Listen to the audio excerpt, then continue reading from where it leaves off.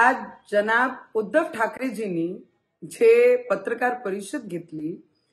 जे आज सांगतात आहे की 80 वर्ष जुनं जे हनुमानजीचं मंदिर आहे रेल्वे डिपार्टमेंटची जाग्यावर, त्याच्याकरिता त्यांचं प्रेम बाहेर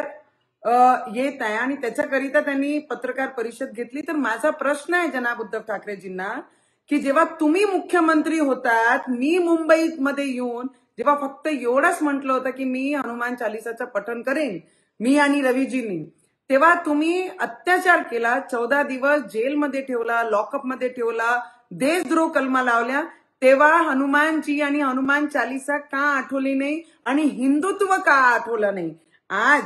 विधानसभाचं असं उत्तर या महाराष्ट्राची जनताने आपल्याला दिलं, तेव्हा आमचा झेंडा आणि आमचं हिंदुत्व, अरे आपली लायकी नाही आहे आमचे देशाचे प्रधानमंत्रीजी बद्दल बोलायची आणि आपली लायकी नाही आहे की आमचे देवेंद्र फडणवीसजी ऍज अ मुख्यमंत्री जे सगळे हिस्ट्री या महाराष्ट्रामध्ये त्यांनी मोडले असे देवेंद्र फडणवीसजीवर बोलायची। आपण